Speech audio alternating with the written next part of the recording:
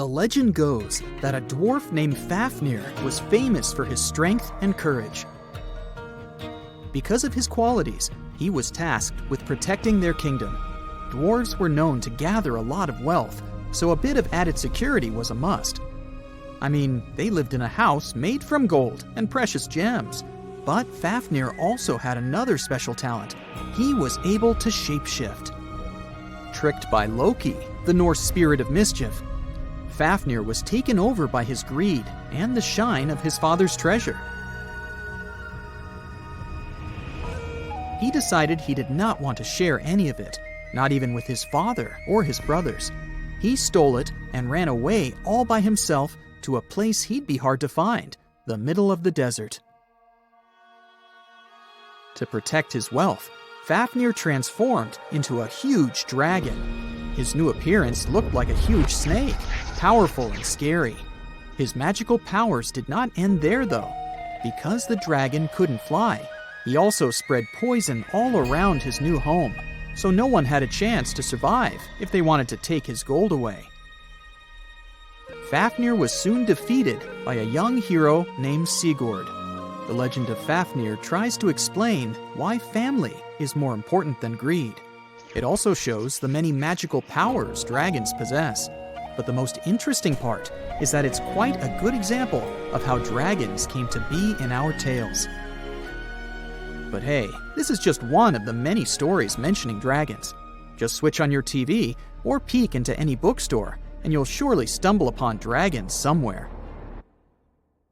Variations of dragon-like creatures have been described in stories from all over the world, from Asia to Northern Europe. Most of these creatures are depicted with reptile-like bodies, wings, and claws. And the scariest trait of them all, they can breathe fire out of their mouths. The name of these creatures comes from the Latin word draconum, which translates to huge serpent. But let's take a trip down memory lane to see how it all started. An Asian historian, for example, discovered some fossils back in the 4th century BCE and decided that he'd stumbled upon dragons. It's easy to understand why he got so confused if you look at a fossilized stegosaurus. It was 30 feet long, 14 feet tall, and covered in armored plates and spikes. The Nile crocodile might have gotten mistaken for a dragon too. It still exists today and lives in sub-Saharan Africa. But it may have been more popular in ancient times. When reaching maturity, Nile crocodiles can grow up to 18 feet long. But that's not all.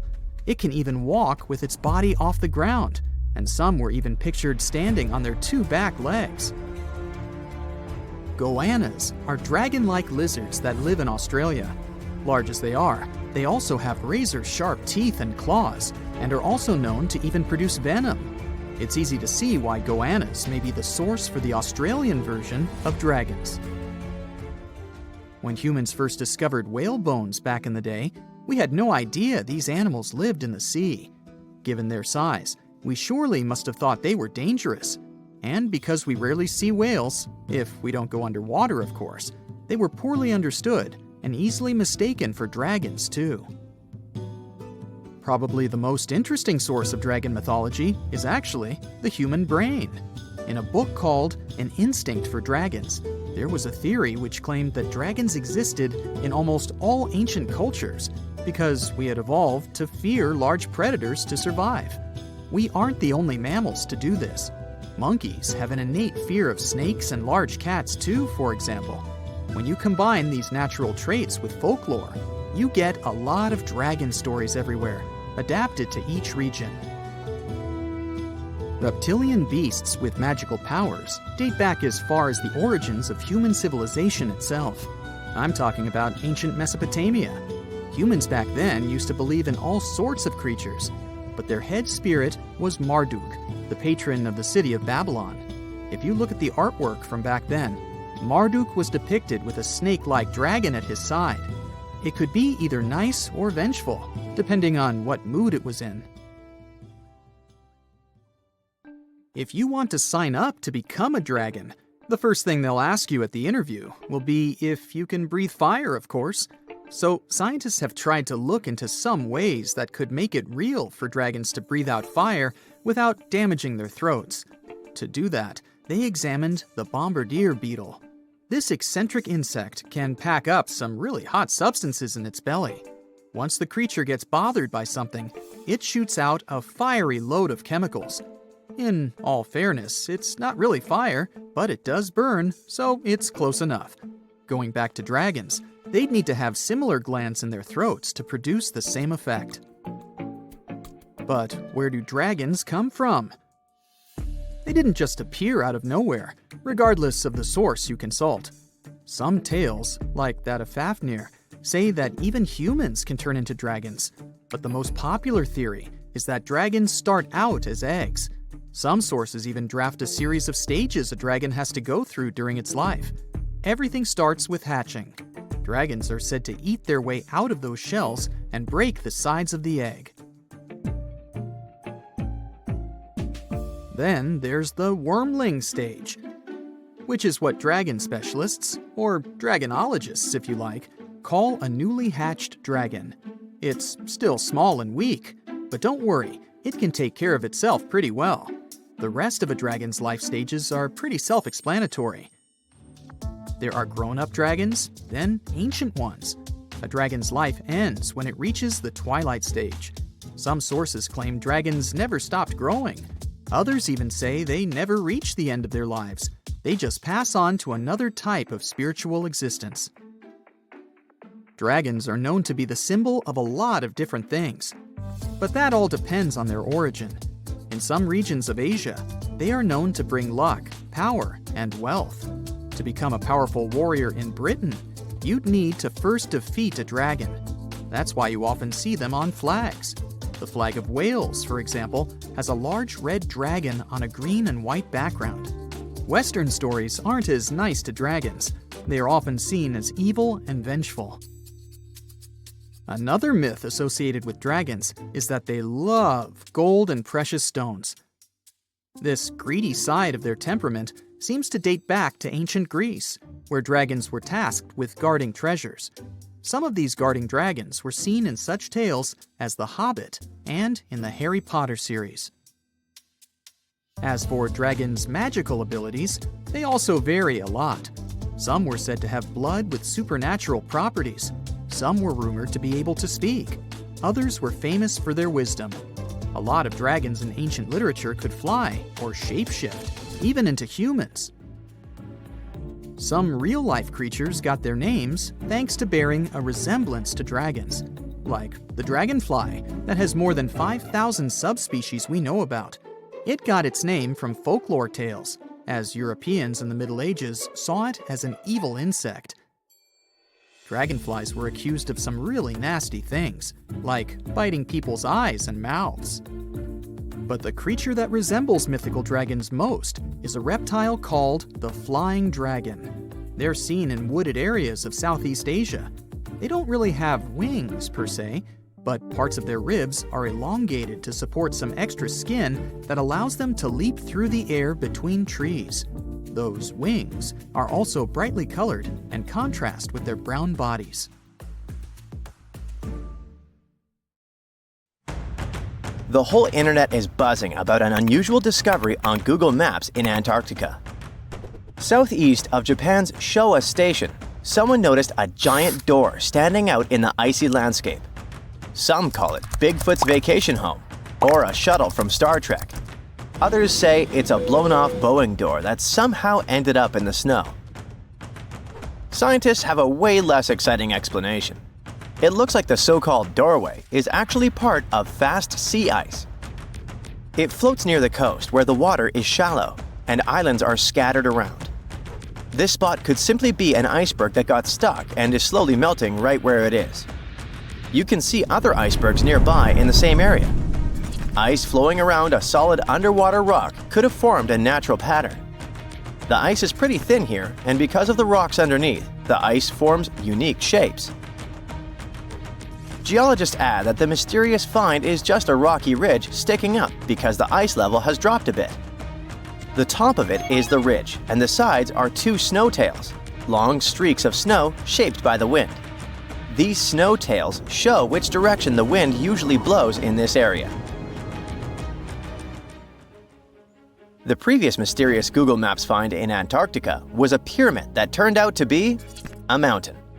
You can easily find it if you scroll all the way to the Ellsworth Mountains.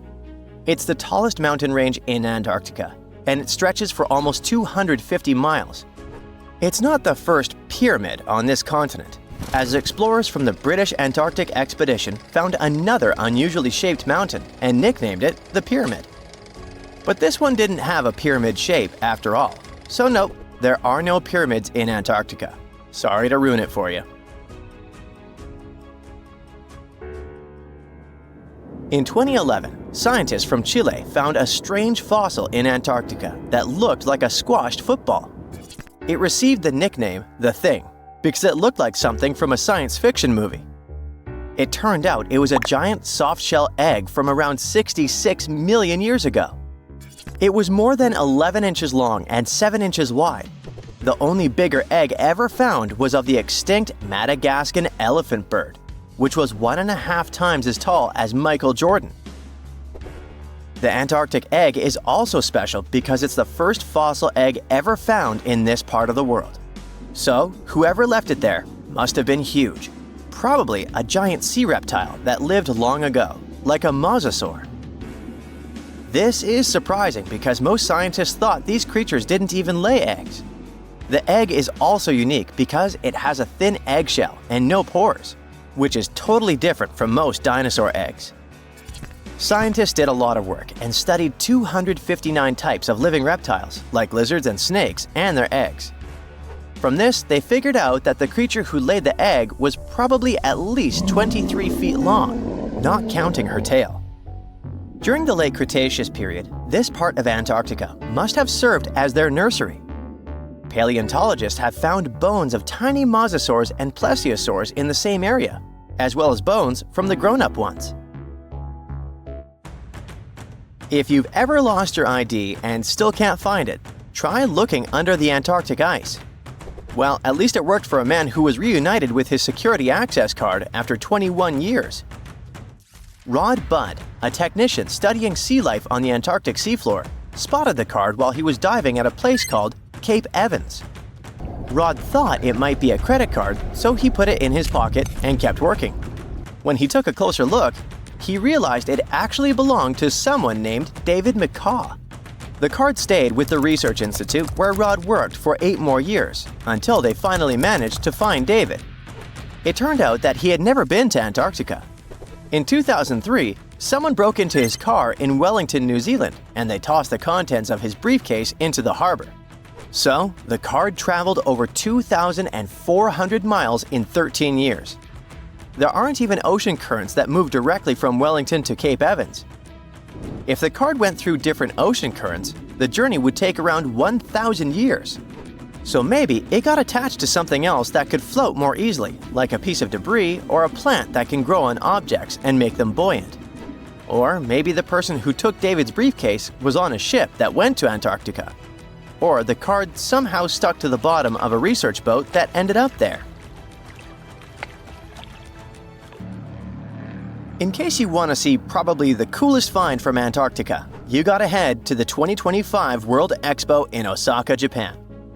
They'll display a meteorite the size of a rugby ball that came all the way from Mars. A Japanese research team found it in Antarctica in the year 2000. They believe a massive asteroid impact blasted the meteorite off its home planet before it traveled through space and landed on Earth. It's one of the largest Mars meteorites ever found, weighing 28 pounds. Scientists studied the gas inside the rock to confirm it's from Mars, and they also found special minerals inside that form when water is present. This means Mars likely had water a long time ago. So, studying the rock may help us learn more about whether life could have existed on the red planet. A team of sound experts found a huge underwater canyon in Antarctica, thanks to bad weather. They had to pause their work at the Casey Research Station. Instead of waiting around, they decided to use the unexpected free time to map the seafloor near Adams Glacier. And that's how they found a canyon that is almost 7,000 feet deep, almost 30,000 feet wide, and stretches over 28 miles away from the glacier. The icebreaker they were on uses a special tool called a multi-beam echo sounder. It sends out sound waves in a fan shape under the ship, then listens for the echoes to create a detailed map of the ocean floor. During the mapping, they discovered just part of the canyon before they had to return to the research station. But when bad weather returned, the ship went back and mapped even more of it. They were working among waves up to 13 feet high and winds up to 50 knots, but they still managed to get about 15 hours of data to complete their map. On their way back to Australia, they stopped one last time to fill in any missing spots on the map. This advanced mapping technology is helping scientists learn more about the history of glaciers and ocean interactions in Antarctica.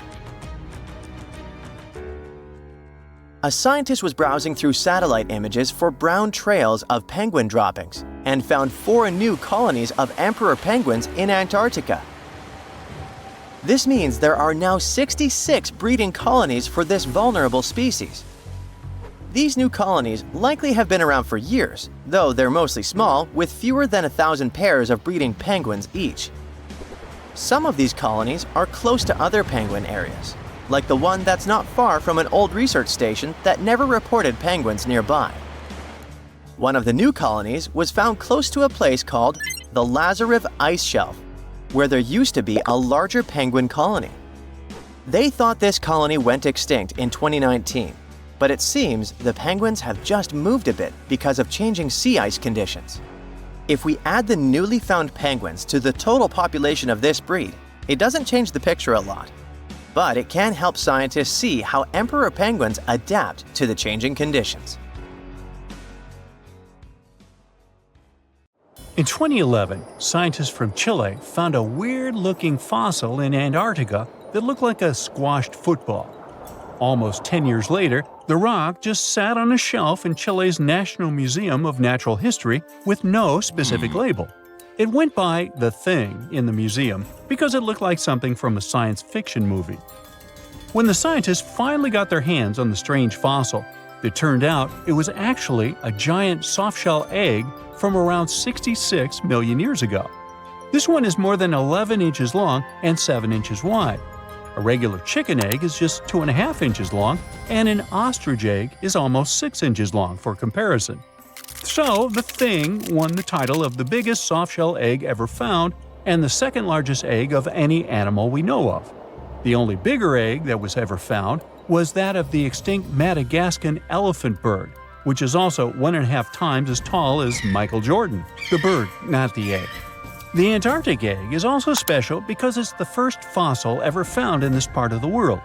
So, whoever left it there must have been one big creature, probably a giant sea turtle that lived long ago, like a mosasaur. This is surprising because most scientists thought these creatures didn't even lay eggs, so this discovery could change what we know about them. The egg is also unique because it has a thin eggshell and no pores, which is totally different from most dinosaur eggs. It actually looks more like the eggs of lizards and snakes, but it came from a giant creature related to these animals. No known dinosaurs or flying reptiles from that time and place were big enough to lay such a huge egg, so it must have been a mosasaur after all. But we can't be 100% sure. Scientists did a lot of work and studied 259 types of living reptiles, like lizards and snakes, and their eggs. From this, they figured out that the mommy who laid the egg was probably at least 23 feet long, not counting her tail.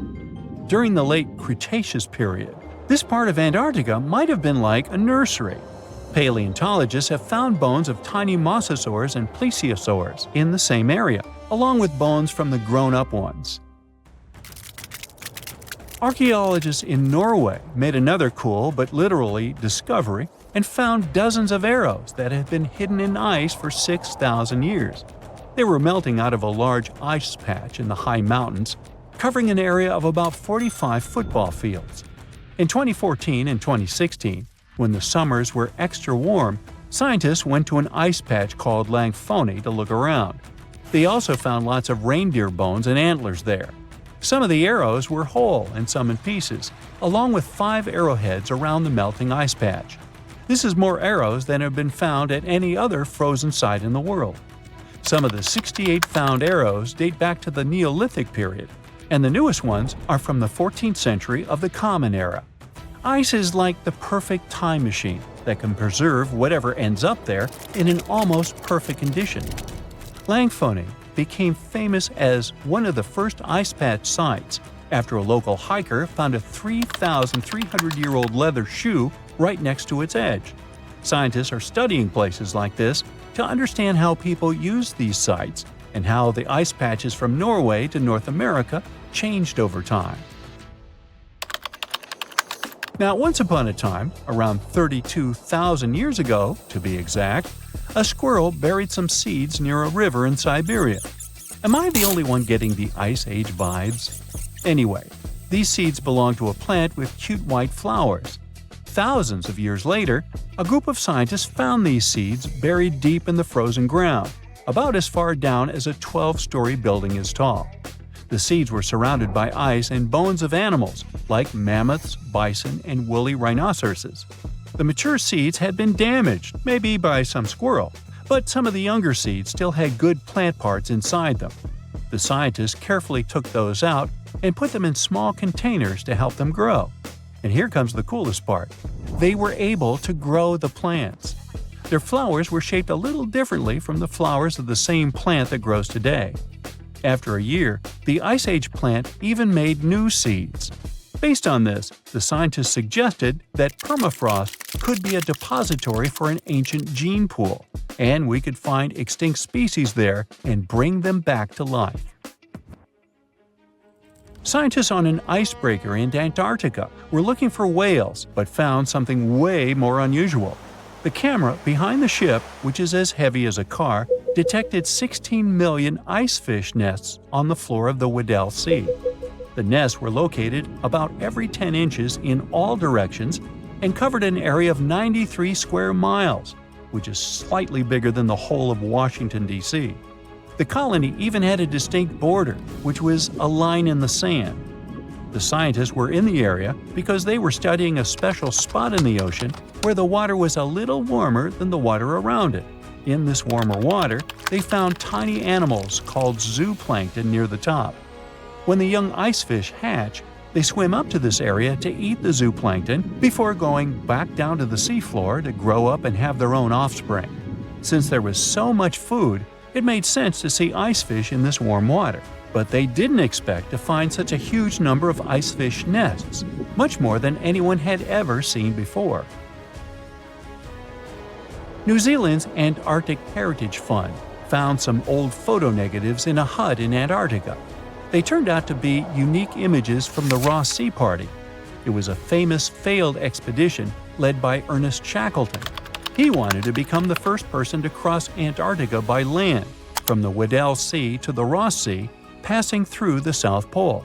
But things went wrong when their ship, the Aurora, was blown out to sea.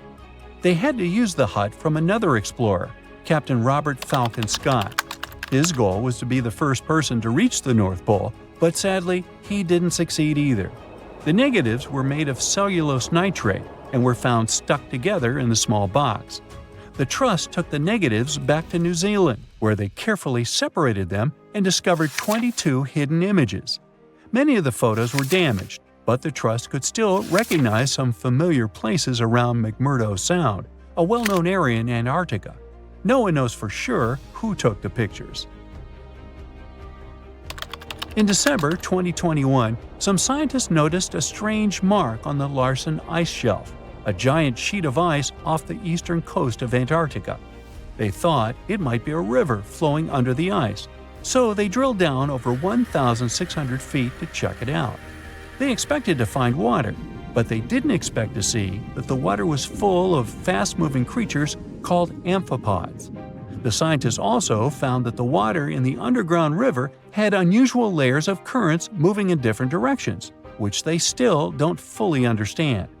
Another surprising thing happened during their research.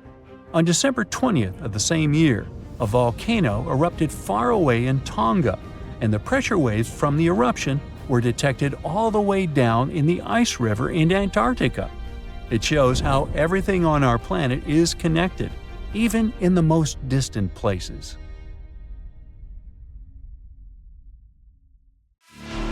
Antarctica wasn't always a frozen wasteland.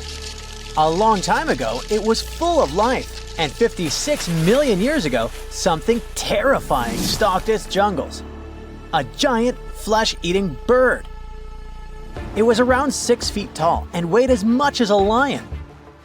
For millions of years, nothing could challenge it, so why did it disappear? And could there be even bigger predators still hidden beneath the ice?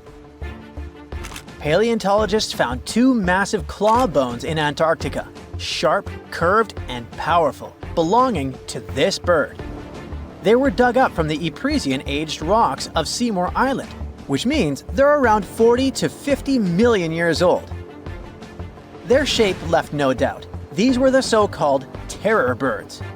Their scientific name is Forus raceti, some of the most fearsome predators to ever walk the earth.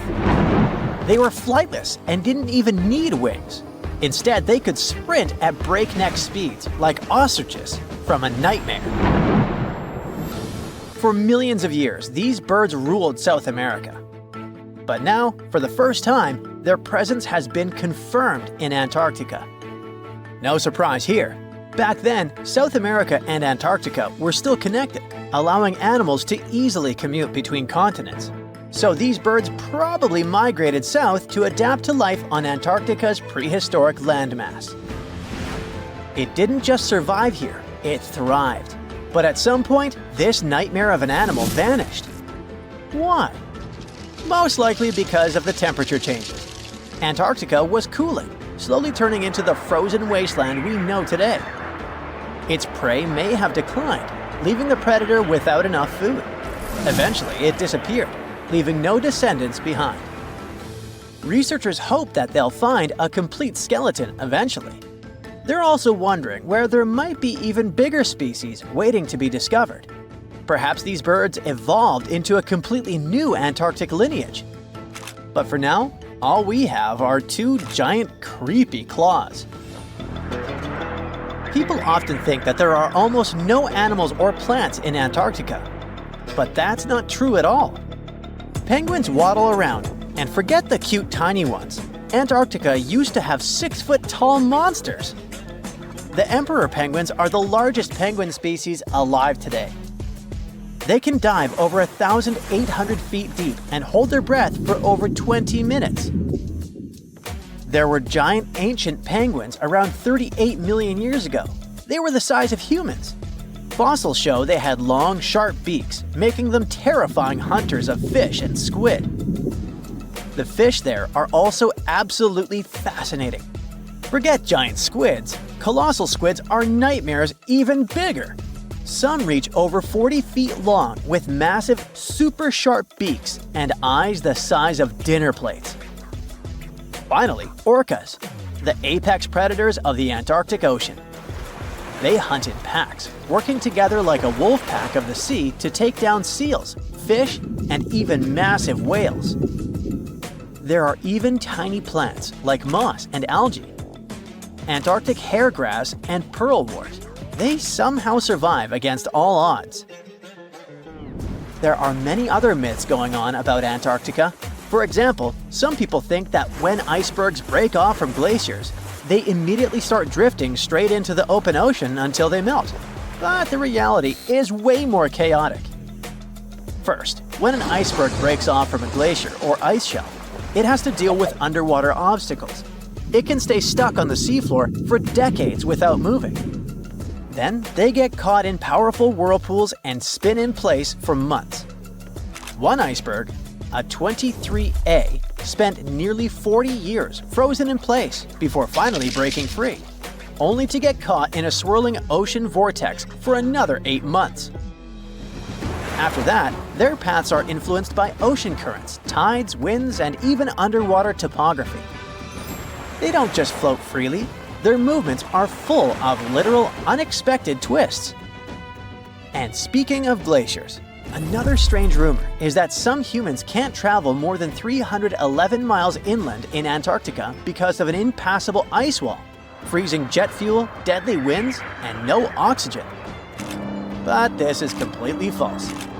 Antarctica has been explored by planes, vehicles, and even scientists on foot. There's an entire research station sitting at the South Pole. People live there all year long. The ice wall is real, a massive ice cliff rising above the ocean. But that isn't some secret barrier, it's an ice shelf. These are thick slabs of ice that form when glaciers slowly flow off the land and spread over the ocean. Almost 3/4 of Antarctica's coastline is made up of them, but they don't form some giant ring around the world. Antarctica is one of the most extreme places on Earth, but we've conquered its challenges, and we keep learning more about it every year. That's why every year, millions of dollars are poured into keeping research stations running, protecting wildlife, and making sure the people who live there have everything they need. But where does all this money go? Well, Antarctica stations are basically small cities. There's electricity, heating, water purification, food storage, and medical facilities. The biggest station, McMurdo, is basically a town with over 1,000 people in summer. It has everything from a fire station to a gym. The South Pole Station is super deep inland, so it's one of the hardest places to supply. Getting food and fuel there requires airplanes flying thousands of miles in extreme cold. But the internet loves a good mystery. When Google Maps revealed what looked like a massive doorway in Antarctica, conspiracy theorists went wild.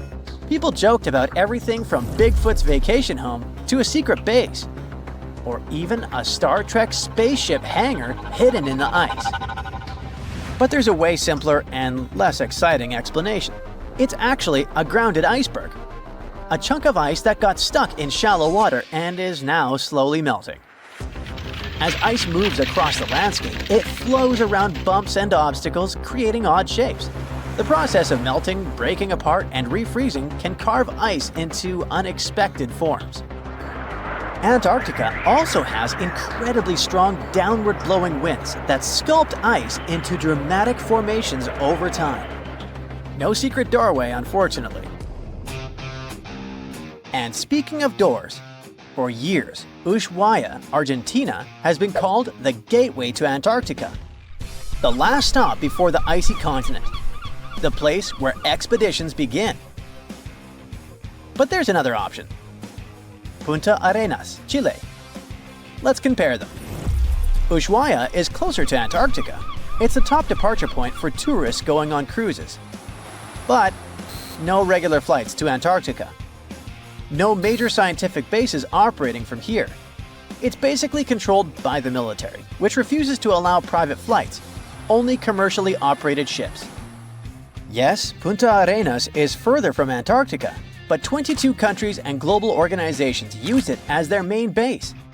There are regular flights to Antarctica happening there every year. Private airlines can actually operate here, making it the real air connection to Antarctica. Ushuaia may have the best location physically, but Punta Arenas actually runs the show. Argentina made a huge error in picking its Antarctic airbase. Instead of setting up a simple, accessible base at sea level, they built Marambio Base, very high, on rough terrain, completely impossible to reach by land. Everything has to be flown in by helicopter, making operations slow, expensive, and frustrating. For 50 years, Argentina stubbornly stuck to this bad decision, while Chile set up efficient, well-planned bases that the world now uses. If things don't change, Ushuaia will be nothing more than a tourist stop. But what's terrifying is that Antarctica seems to be returning to its past. It's supposed to be the coldest place on Earth, but something shocking happened just recently. For the first time in recorded history, temperatures in Antarctica broke 68 degrees Fahrenheit. This continent is buried under miles of ice. Usually, temperatures there can drop to minus 112 degrees. But in the winter of 2020, scientists recorded an insane 69 degrees on Seymour Island, hotter than many places in Europe at that time. Scientists believe there are several reasons for that. First, there are changes in the way heat moves around the planet's waters. Second, melting permafrost due to the planet warming. It looks like the climate is changing faster than expected. Giant vase-like sponges, otherworldly jellyfish, segmented worms covered with bristles, and large octopuses are the newest Antarctica discovery.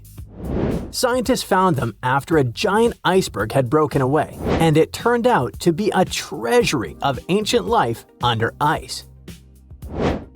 In January 2025, a huge iceberg the size of Chicago, called A84, broke off from Antarctica's George VI ice shelf, which is a large ice shelf about 280 miles long, 12 to 43 miles wide, and around 820 feet thick. In the summer, which lasts from November to late February, the ice shelf melts at the surface, and meltwater ribbon lakes form. They're elongated and ribbon-like. That's how they got their name. Anyway, when the iceberg floated away, it left part of the ocean floor wide open, and it was a spot no one had ever seen before. Scientists on the research ship Falkor 2 were nearby in the Bellingshausen Sea. As soon as they heard about the iceberg, they immediately changed their plans. They understood that it was a super rare chance to check out something unknown and amazing, like lifting a rock in the forest to see what's hiding underneath. The researchers used an underwater robot named Sebastian and explored the deep sea for 8 days. They went as deep as over 4,200 feet. Down there, they found a hidden ecosystem.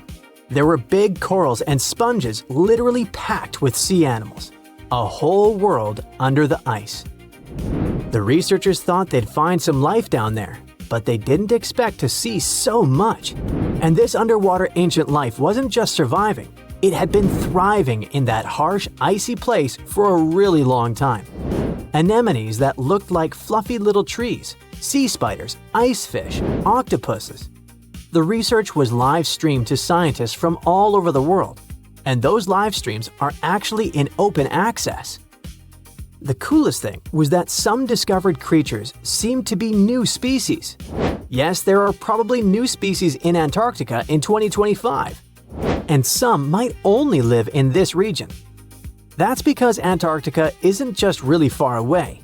It's been cut off from the rest of the world for millions of years. The Antarctic circumpolar current surrounds it, like a big water moat surrounding a castle. But even if it turns out that those species are not new, the scientists have still found snails, worms with bristles, crustaceans, like tiny crabs and shrimp, and a species of the phantom jellyfish. Those are super rare and look otherworldly. Their official name is too complicated, so let's just call them the giant phantom jelly. This jellyfish is huge. Its bell, the round umbrella part on top, can be more than 3 feet wide. It has 4 long arms that trail behind it. Each one as long as 33 feet, about as long as a school bus. Scientists first caught one way back in 1899, but it took them 60 years to realize it was a totally new kind of jellyfish. The phantom jellyfish has a see-through purplish body that looks kind of ghostly. Instead of normal jellyfish tentacles, it has these ribbon-like arms that help it catch food and pull it into its mouth right in the middle. Even though jellyfish don't have brains like we do, researchers watching the giant phantom jelly noticed something surprising. The otherworldly creature seemed to move its arms very carefully and with control, especially when swimming through tight spaces on the seafloor. It looked like it was being very cautious and deliberate. Ugh, creepy. Another sentient being? Jellyfish have a simple nerve net instead of a brain, which helps them sense the world around them. But the way this phantom jelly moved made scientists think it might be smarter or more coordinated than other jellyfish. Studying it can help scientists learn how animals without brains still manage to explore and survive in tricky places underwater. Another cool find was little worms called bristleworms. Scientists call them polychaetes. But let's stick with bristleworms because it kinda sounds fun. Lots of different kinds of them live in super cold, deep parts of the ocean. Bristleworms have bodies made of many segments, and they have tiny little bristles all along their sides. These bristles help them move around, feel what's near them, and even protect themselves from danger. One cool example is the Antarctic scaleworm. It's a type of bristleworm that lives in really cold, deep waters and has shiny, golden bristles that make it look pretty fancy. During Antarctic deep-sea exploration, the team also found giant sponges shaped like vases. Usually, sponges grow very slowly. So to get that huge, they must have been growing there for a really long time, maybe even hundreds of years. Their size shows that the deep-sea animals living around them didn't just move in recently. Those sea creatures have been there for decades and managed to form thriving communities under the ice. So, it really was ancient life hiding under all that ice. And that surprised scientists a lot. In older studies, people used to drop cameras through holes in the ice or visit iceberg areas long after the ice had broken off to explore hidden ecosystems. Back then, they mostly saw bare, empty seafloor with just a few living things. But this time, the team arrived just weeks after the giant iceberg broke away, and they got to see what was hiding right underneath it. The first 9 miles behind the ice shelf can hide rich and busy ecosystems. The area is dark, cold, and hidden for ages, and still, all kinds of creatures live there. This shows that life can survive in places that seem too harsh or frozen for anything to live. On the other hand, finding all this life down there isn't super surprising. Lots of animals live in dark, cold places underwater, so it makes sense that they'd be under the ice shelf too. The ice kind of hides them and keeps them safe from anything going on above. But what's weird is how many different kinds of creatures live there, even though it used to be a really closed-off space. It actually looks a lot like the seabed in parts of Antarctica that don't have ice on top. How can that be? Usually, tiny plants called phytoplankton grow near the surface where sunlight hits. Little shrimp-like animals called krill eat those plants at night. When krill get full, they sink down and bring food and nutrients to the ocean floor. Even their waste helps feed the deep-sea creatures. But if there's a huge ice cap above, sunlight can't get through, so no plants can grow there and no krill bring food down that way. Scientists thought this would mean less food and fewer animals down there, but they found a lot of life anyway. Turns out, food and nutrients probably sneak in under the ice, carried by underwater currents, kind of like rivers flowing under the ocean. Scientists found some animals that lived a long time, so it looks like those currents, which mostly come from melting glacier water, bring enough food to keep the ecosystem healthy and full of life. No one really knows what's going to happen to all that deep-sea life now that the iceberg has floated away. Those creatures have lived under the thick ice for who knows how long, in super stable, pitch-black conditions. Obviously, they're not exactly fans of change, so losing that icy roof might totally mess with their whole setup. One of the scientists mentioned that the ice shelf the iceberg came from has been creeping backward, like 25 miles over the last 50 years. That's a part of a bigger pattern. Antarctica's ice is melting faster and faster, which pushes sea levels up around the world. That's why this Antarctica discovery matters. The team's trying to figure out not just what's happening now, but how this hidden ecosystem fits into the bigger picture. If we can understand how this place is changing over decades or even centuries, maybe we can predict what's coming next. And it's pretty amazing that breaking ice can tell us so much, right? You're on vacation, taking a trip to the family estate set in the cold Scottish Highlands. An old ruined castle sits alone, a token of your family's heritage. You spent your childhood in the nearby forest chasing squirrels, and through adulthood, you have enjoyed walking every acre of it. There's always something new to be found. As you walk the millionth time through the trees, you find a small stone building. It's half covered in dirt and overgrown grass. Curious, you've never seen this before. You dig away at the dirt and pull away the grass, eager to learn what's within. you find a small, weather-worn door, large enough for a dog. Maybe it's a royal doghouse. You pull the old door and look inside. It's a small room with nothing in it except for an old sack. You grab the sack, taking a closer look, trying to identify the fabric. But wait a minute, there's something inside of it. You look inside and find an egg about the size of an ostrich. Dogs don't lay eggs. Looking at the egg closely, you notice it's very old and heavier than you expected. You shake it gently, feeling the sensation of liquid inside. Suddenly, you feel some energy coming from it. Shocked, you attempt to throw the egg away, but stop yourself. For some reason, you feel a sense of longing towards the egg, as though it belongs to you. You hold it close, protecting it, and carry it back to the homestead. You sit by the egg, lying on the kitchen table, waiting and expecting something to happen. Your eyes become heavy, and slowly they close. Just as your eyelids touch, the egg wriggles slightly. You open your eyes in response, but the egg remains still. Did I imagine it? It wriggles again and again, and now it's constantly shaking. The egg rolls around on the table, cracks begin appearing, and something inside is hitting the shell with great ferocity, desperate to be released. Finally, the shell breaks open with an almighty thrust from the small resident. It stands with its arms stretched into the air and squeals out to the world, "I am free!" You look towards what should be a bird of some sort, but this is a very strange bird. 4 legs, wings, reptile skin. It's a dragon. Wait, what? A dragon?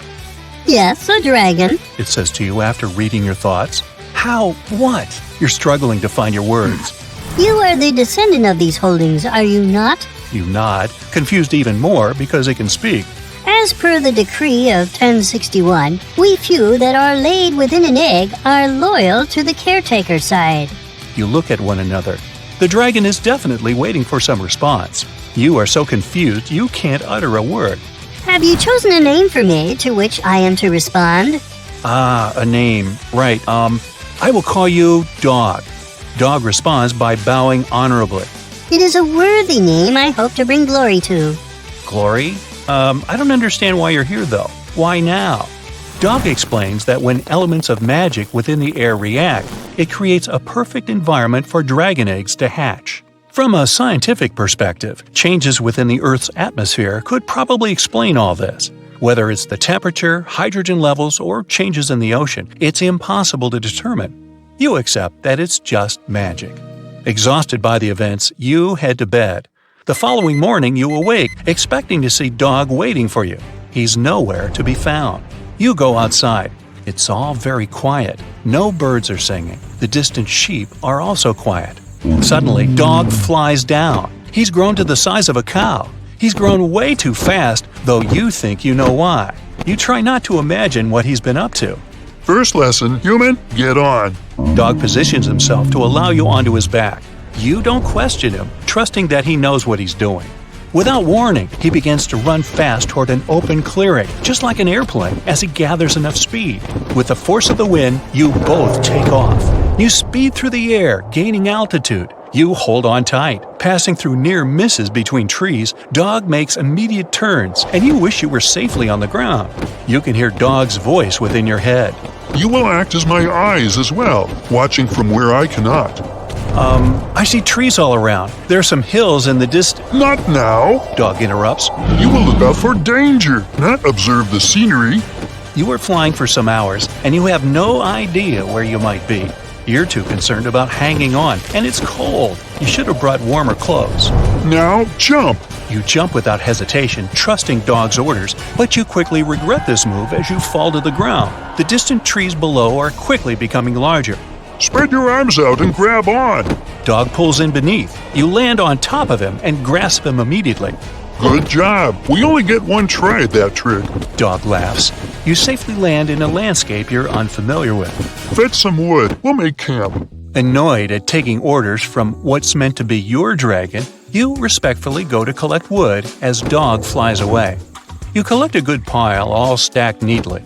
Dog lands with a sudden thud next to it. He doesn't acknowledge your hard work and starts it up with one puff. He lays peacefully and drifts off to sleep, snoring loudly straight away. You enjoy the warmth, but it's still uncomfortable on the ground. You feel it would be appropriate to lay next to Dog, and he gives you a flick of his tail. Oh, man. With his eyes still closed, he grumbles I am not furniture. I am a dragon. and goes back to sleep. You lay down elsewhere and drift off to sleep uncomfortably. As you wake up the next morning, there's hardly any warmth coming from the charcoal remains. Dog is nowhere to be found. Not surprised, you sigh, worst dragon ever. Dog arrives in his classic unexpected style and throws you some cooked meat. You don't ask where he got it. Best not to know. Eat well. Today is our biggest task. Danger approaches. Dog stands looking out towards the unknown. You eat your meal, enjoying the little something this partnership has provided. You look up and notice that Dog's size has grown twice as large overnight. You gather to his back and climb up. His wings are so large now he doesn't need a runway and takes flight without warning. Be on the lookout today. Today is the day. As Dog rushes forward, you ask, "What day?" Just be focused. Dog yells. Together, you fly north. The air is cooler, but Dog's body warmth is greater today. Dark clouds form in the distance. Flying closer, you can see things in the distance, unsure to make out what they are.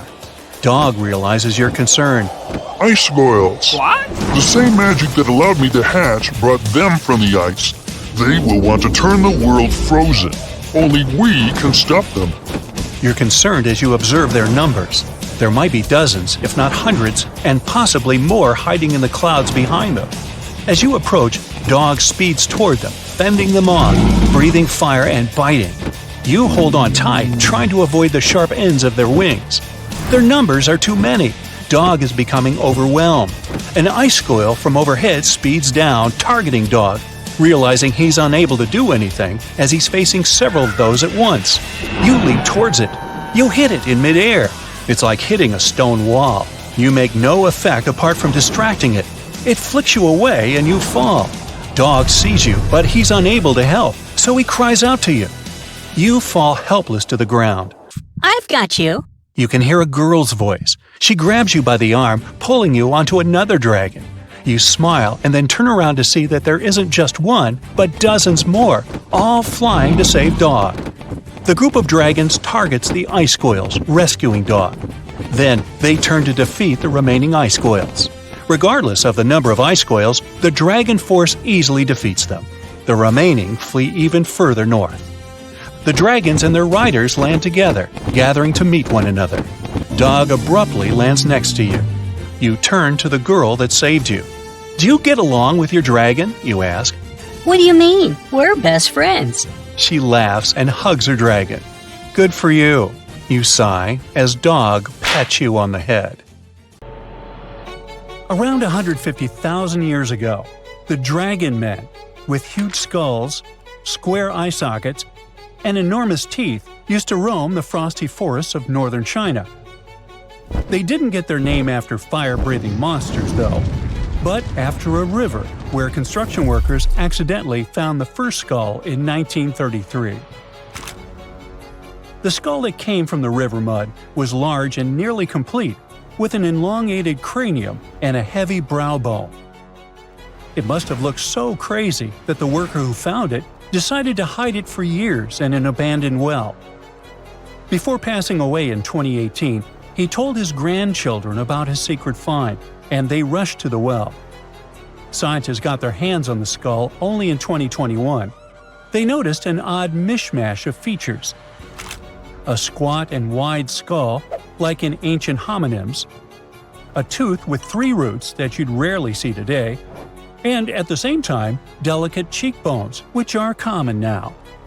To identify the find, a team of scientists studied 95 old skulls, jawbones, and teeth from different ancient human groups. They carefully examined over 600 details on these fossils to understand how these ancient humans were related.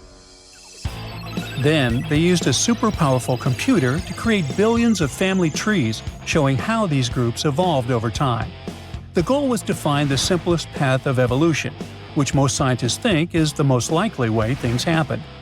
After all the calculations, the tree showed that the Dragon Man skull belonged to a new branch of ancient humans. and it turned out to be very closely related to modern human mammals. Researchers found out that the skull belonged to a man who lived at least 146,000 years ago in East Asia. Back then, modern humans, or Homo sapiens, lived alongside other human-like relatives, like the Neanderthals and Denisovans. The discovery of the Dragon Man, or Homo longi, as they also call him, could rewrite the story of human evolution. It might be closer to modern humans than even the Neanderthals.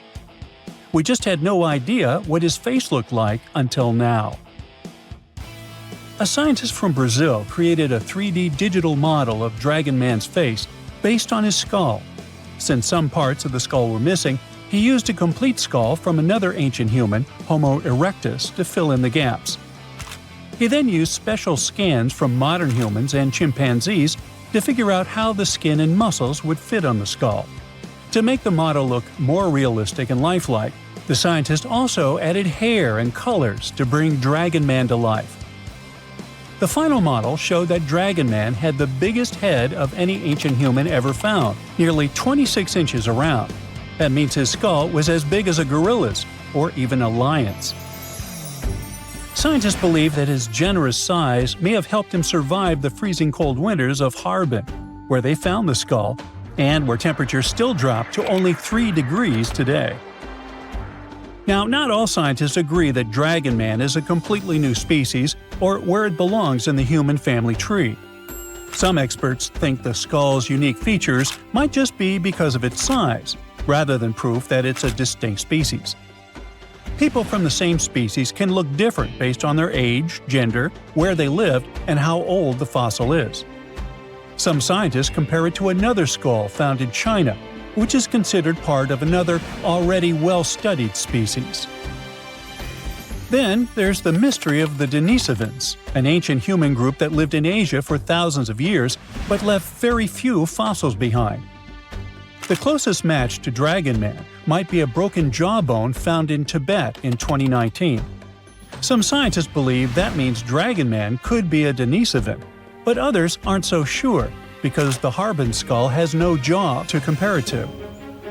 Scientists first discovered Denisovans in 2008 when they found a small piece of a finger bone in Denisovan cave in the Altai Mountains. They learned that the bone had belonged to a little girl who was between 5 and 7 years old when she passed away around 40,000 years ago. The freezing weather in the cave had kept the bone in excellent condition. A couple of years later, another team of scientists managed to extract DNA from the find. They compared it to the DNA of modern humans and another ancient human species, Neanderthals. Her DNA was similar to both, but it was also different enough to show that she was part of an entirely new species of humans. No one had known about this group before. The scientists decided to name it Denisovans, after the cave where they found her tiny finger bone. Later, they discovered 3 more Denisovan fossils, including some teeth also inside the same cave. Researchers still aren't sure where the Denisovans came from, but one idea is that they were related to Homo erectus. These were the earliest humans who looked a lot like us, with long legs and shorter arms, making them great walkers. About 700,000 years ago, some of them left Africa and traveled all the way to Eurasia. They became the great-great-great-grandparents of both Denisovans and Neanderthals. Around 370,000 years ago, these two groups split up. Neanderthals went west to Europe and Western Asia, while Denisovans went east to East Asia and Southeast Asia. Some Denisovans even made it to the Philippines, Papua New Guinea, and beyond, crossing the Wallace Line, which separates Asia from Australia. More recently, scientists studied the DNA of many people from Southeast Asia and found that Denisovans might not have been just one group of ancient humans, but 3 distinct kinds. One of these groups was as different from other Denisovans as Neanderthals were. Some Denisovans may have lived longer than the Neanderthals, who disappeared around 40,000 years ago. A study suggests that one group of Denisovans lived alongside modern humans in New Guinea until at least 30,000 years ago, and maybe even as recently as 15,000 years ago. If that's true, they were the last humans on Earth besides us. This surprising discovery is part of a growing number of finds showing that ancient Asia was full of various versions of humans, including the newly discovered kind in the Philippines. Scientists now realize that the islands of Southeast Asia were a hotspot for early humans. They believe learning more about early humans could help them better understand the genetic properties of people in Indonesia and neighboring regions, and even improve healthcare in the region. Researchers found special clues in their DNA that show ancient human groups split apart an exceptionally long time ago. When Homo sapiens traveled from Africa, they formed families with other early humans and passed small pieces of those ancient relatives' DNA down through the generations. Scientists still don't know for sure why Denisovans and Neanderthals disappeared while Homo sapiens survived. One plausible reason is that Neanderthals and Denisovans lived in small, close-knit groups, which may have caused health problems over time. Our ancient ancestors lived in big groups with more genetic variety, which helped them stay healthier and adapt to changes. Another big advantage was that Homo sapiens had strong social networks. They shared innovative ideas, tools, and survival skills. In the end, Denisovans couldn't handle the tremendous changes happening on Earth and slowly disappeared.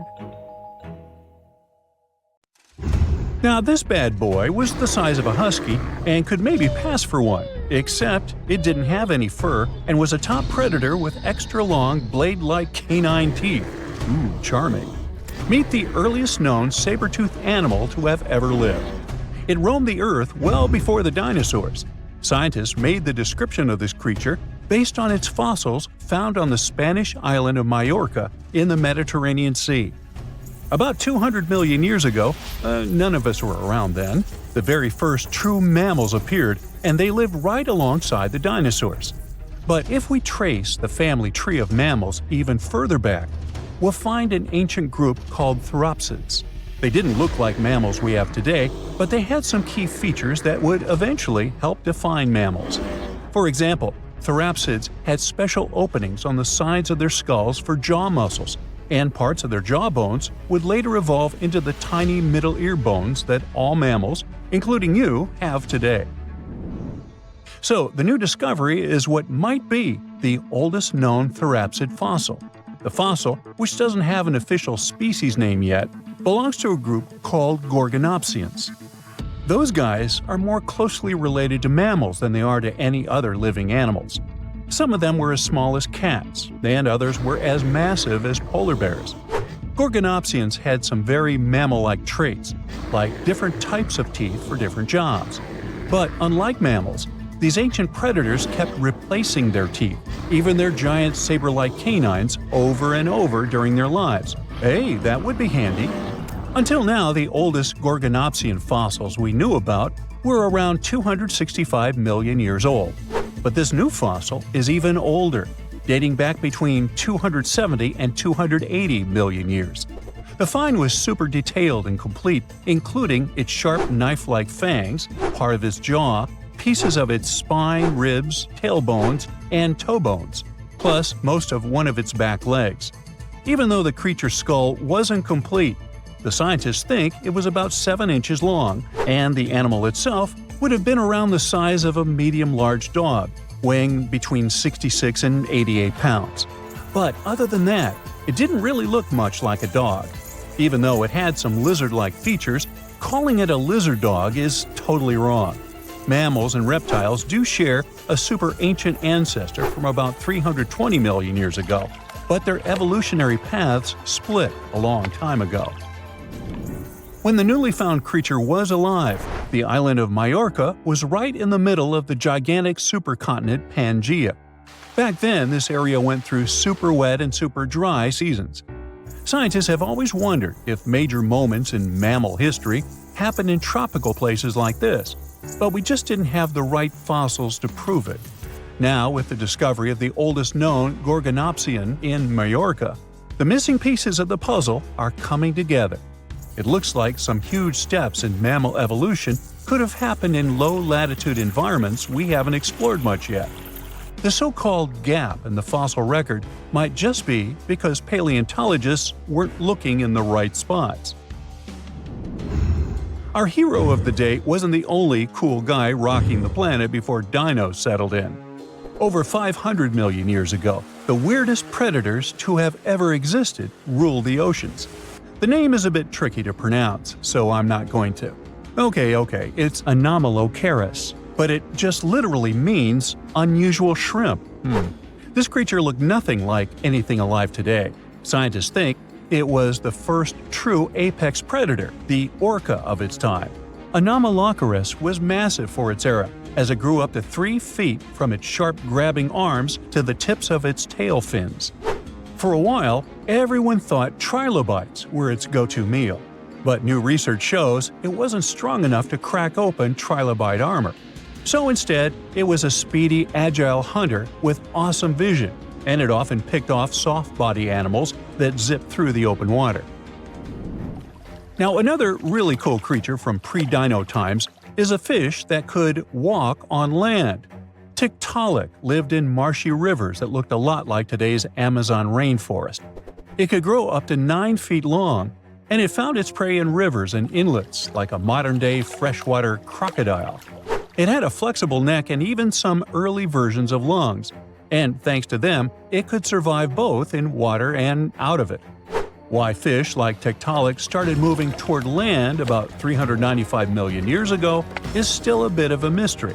Around that time, the ancient supercontinent called Gondwana was drifting closer to the land that would become North America. This slow movement created lots of shallow, swampy habitats, which were perfect places for crocodile-like animals to thrive. Plus, these areas were near the equator, so they were warm and tropical. But there wasn't a lot of food waiting for them on land, so maybe they moved there for safety reasons. There were fewer predators and better spots to lay eggs there compared to the water. Creatures first adapted to living in open water, then shallow water, then marshes and river edges, and only after a long, slow transition did they finally step fully onto land. Now, how about a millipede the size of a small car and weighing as much as a large dog? This beauty lived over 300 million years ago in what is now England. Back then, during the Carboniferous period, Earth's atmosphere had way more oxygen, over 26%, compared to today's 21%. Scientists used to think the high oxygen levels were the only reason these creatures could get so big. But back then, they found a new fossil from a time when oxygen wasn't that much higher than today. They discovered it purely by accident when a boulder split just right and revealed one of the most complete and largest giant millipede specimens ever. This one could have lived not just in swampy areas, but also in open woodlands filled with tasty seeds, nuts, and maybe even small animals. There's a chance that this beast wasn't a slow, plant-munching crawler, but a predator that would snap up whatever it could find. After dominating the Earth for about 45 million years, the giant millipedes eventually vanished. Probably the reptiles pushed them out, clearing the way for the age of the dinosaurs.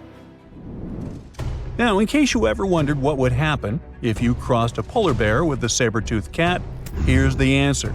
This guy ruled the southern ecosystems after migrating 7,000 miles across the supercontinent Pangaea around 252 million years ago. It had a tough skin like a rhino's and massive canines, perfect for tearing away huge chunks of meat, and it was an excellent runner. Once it got to its new home in what is now South Africa, it replaced a whole group of local predators.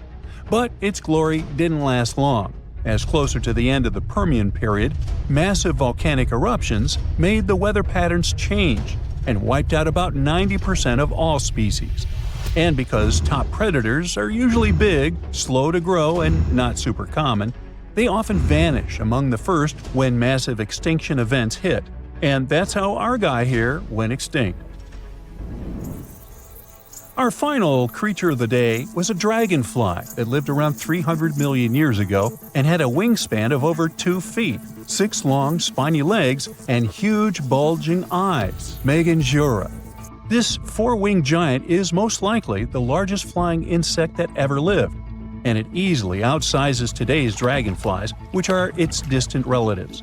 Like modern dragonflies, Meganjura like to hang out in open areas near ponds and slow-moving streams. But unlike today's dragonflies, it wasn't just catching tiny bugs. This guy was likely the top predator in these open spaces. It used the spines on its legs like a flying trap to snatch prey out of the air, including other flying insects, small amphibians, and even lizard-like creatures. Scientists found the first fossils of Meganjura in 1880 in the coal-rich rocks in France. The fossils were incredibly well preserved and showed off the detailed vein patterns in their wings.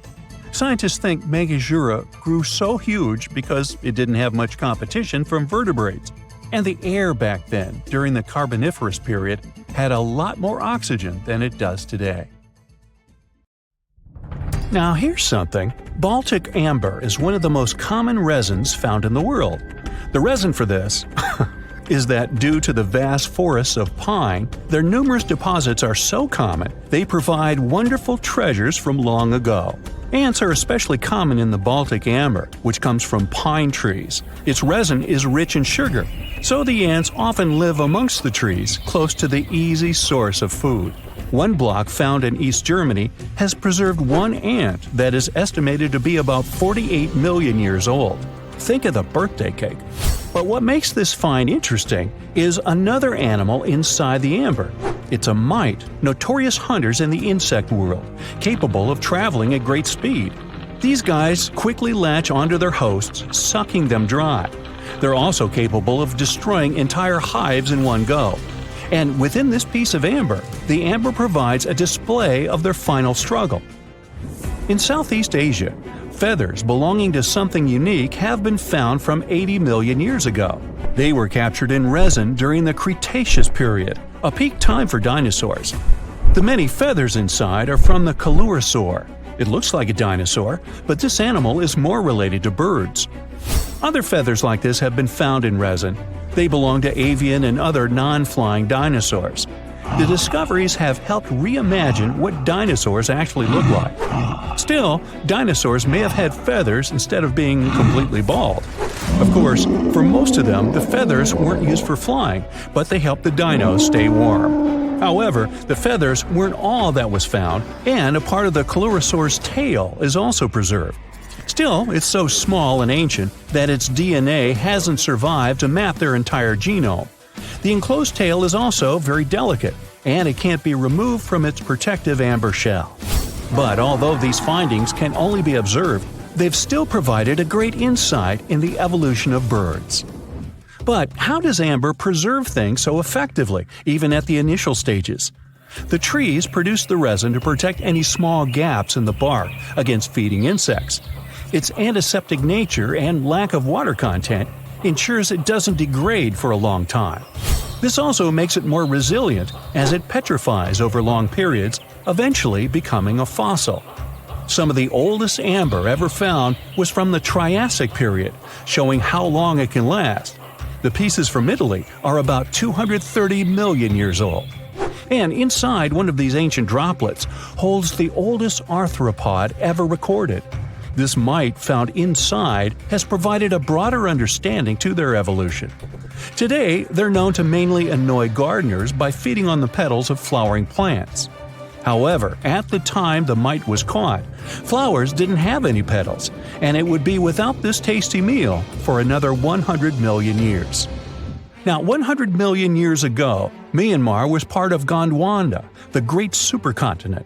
At that time, Myanmar wasn't part of Asia yet. But it was still lush with a great forest, which contained many species of lizards that lived amongst the undergrowth, hiding away from dinosaurs. Many of them have been stored within amber. This fact helped discover ancestors of geckos and chameleons. By using CT scans, scientists have analyzed them, providing a glimpse into the formation of their scales, teeth, feet, and claws.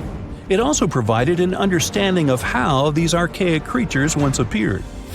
Although mostly pieces of lizards, by using modern technology, the scientists have been able to create 3D images of the lizard. These images can reveal how those guys appeared in their full form. The images show that they still retain some of their exact features to this day, like the chameleon's sticky pads used for climbing. A salamander fossil from around 20 million years ago is one of the most intact specimens ever found in amber. Details of its final moments show that it had been attacked before getting stuck in the resin. However, what's confusing about this find from the Miocene era is that the amber was found in the Caribbean, but it came from a tree that's closer related to those from East Africa. The lizard also has ancestry from the same area. Finds like this have opened a whole new understanding about how these small lizards migrated. It's expected that they would have ridden fallen logs, which took them across the seas to new homelands, not only to the Caribbean, but to all continents except for Antarctica. Nobody goes there, it's too cold. In the Dominican Republic, you can find some of the rarest of all ambers. This Dominican amber came from neotropical forests from around 20 million years ago. Many of the trees that made the resin are now extinct. The amber is almost completely see-through and can come in an array of beautiful colors. The most common colors are red, yellow, and even blue, and are easily mistaken for gemstones. One was found with a flea caught in it, dating to when the forest was at its peak and the mammalian variety thrived. Fleas were likely common at the time, and this flea in particular had recently fed on a mammal before getting stuck. However, something more intriguing was found within the flea. While scientists checked what mammal DNA was within the flea, they found that it was carrying an ancient bacterial blight. These blights have been constant throughout Earth's history, dramatically decreasing populations of animals and plants. This now extinct blight in the amber helped scientists determine how much the bacteria have evolved and how it spread. Now, most remnants of insects inside amber aren't much more than the exoskeleton bodies. But with some found in Myanmar, they were so well preserved that even the color of the insects is still intact. Colors in nature appear in three different ways. The first is bioluminescence, that's produced by a chemical reaction within a living organism. The second is about pigments, where the color appears in an animal or a plant tissue. The third is called structural coloration, and the production of colors here is explained by microscopic surfaces fine enough to react with the light. The rare insects in amber were found in the form of structural coloration, but only at specific wavelengths. It all explains the very intense colors rarely found. 99 million years later, these bugs can still show their vibrant colors – blue, purple, and green. Some of them appear so different in color and shape that they almost look like they're from another world. Which of course they are, a very old one. Ants have been around for about 168 million years, based on fossil evidence provided. They're well known for their social hierarchies and their hive mind system. They've dominated almost every corner of the insect world, but when these social capabilities came about have been difficult to determine. Yet, recently, amber dated from 100 million years ago has shed some light into their evolution.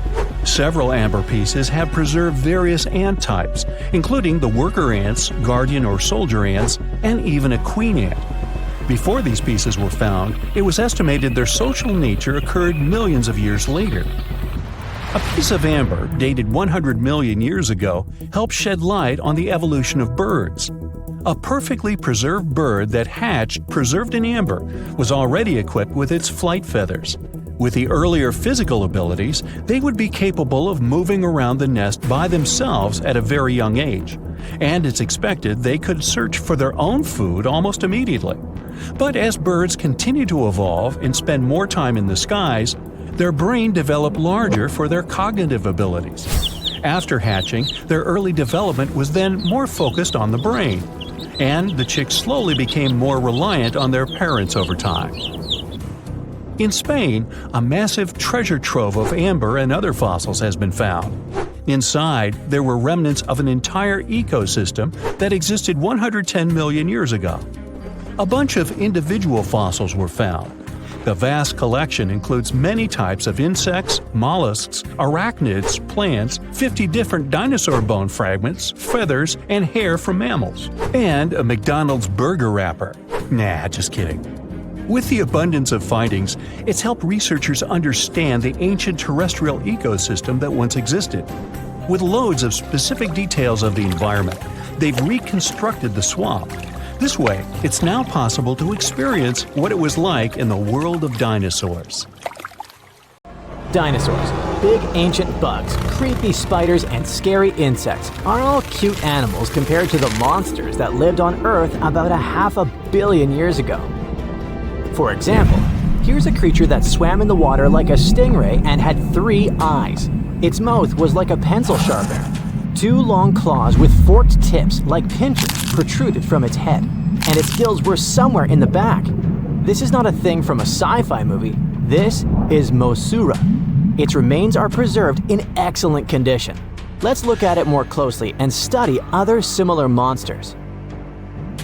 The Cambrian explosion. Remember this name. This period is also called the biological Big Bang, the time when a huge number of different living creatures began to appear in the ocean, large, small, and tiny. The ancestors of almost all modern animal groups were most likely born during the Cambrian explosion, which lasted from 541 to 485 million years ago. It was a time when the first truly effective and terrifying predators appeared on Earth. One of them was Mossura. It's only the size of an index finger, but you would never want to meet such a creature while swimming in the sea. It's scary to imagine what it could do with its pencil sharpener-shaped mouth. And you probably wouldn't be able to hide from it because, come on, it had 2 eyes on the sides and 1 big eye on its forehead. Mossura belonged to a group of arthropods. Scientists called it a sea moth since it reminded them of a moth. This thing used a flap-like apparatus similar to wings to float in the water like a stingray. This monster was quite creepy, but its appearance may seem familiar because it's a distant relative of modern spiders, crabs, centipedes, and moths. Scientists found several 506 million-year-old Mossura fossils, but unlike many other similar finds, these ones have been preserved in excellent condition. The found fossils showed sharp claws, a toothy jaw, and large gills in the tail section. Some parts of the fossil were so clear that they revealed the details of the creature's internal anatomy, including parts of its nervous and circulatory systems and digestive tract. It had jointed limbs like those of modern insects and crustaceans. When this monster swam in the sea, it probably grabbed its prey with long spiked claws sticking out of its head. Many Mossura relatives have claws covered with multiple spikes, which help them grab food. But that ancient creature had smooth claws forked at the tips. That is, it grabbed the prey with those tongs, using them like chopsticks, and then brought it to its mouth. Of course, this is an assumption, and nobody saw how this creature actually did it. Unlike many other similar animals, Mossura's posterior segmented body was studded with gills. Scientists don't know why this was necessary, but they assume that such an unusual breathing system helped to adapt to an environment with low oxygen content. Perhaps Mossura led a very active reproductive lifestyle that required high oxygen consumption. Creepy, dangerous, and reproducing fast. An excellent set of qualities for one of the most dangerous predators of antiquity. But what did Mossura eat? It probably caught different types of worms and small arthropods. It's nice to think that this monster lived so long ago and was so small.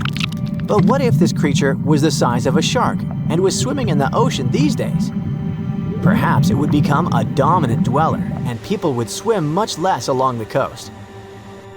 Mossura lived in the water but was discovered in the Burgess Shale Rock Formation in the Canadian Rockies. Many mountains on Earth were once the seabed inhabited by strange creatures. One of them was Opabinia. It had 5 eyes, a mouth facing backward, a long trunk and claws instead of a nose. Wait, what? It's too strange even for science fiction, even for outer space.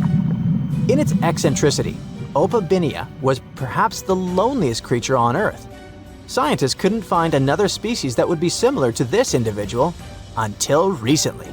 Meet Utaurora. It seems to belong to the same species as Opabinia. Its inch-long body was divided into 14 to 15 furrows. Each of them ended in a pointed flap.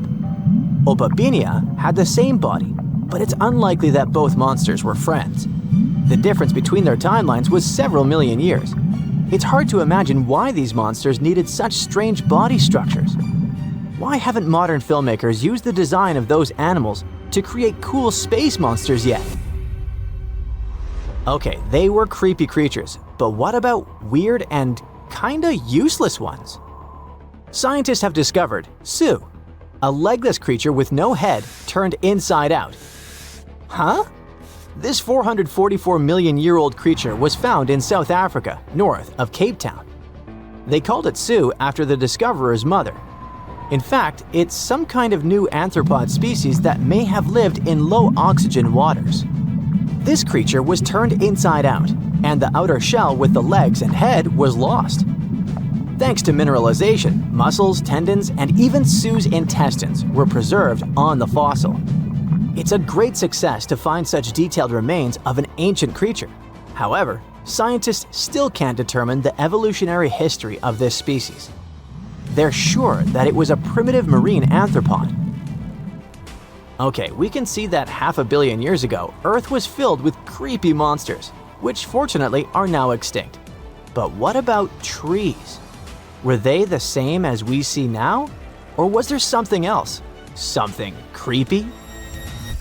Oh yeah. Scientists have discovered a new kind of living organism similar to a tree or a mushroom. It was gigantic and had a very minimalistic design. Meet the Prototaxities. It's basically just a big stick with a round end poking out of the ground.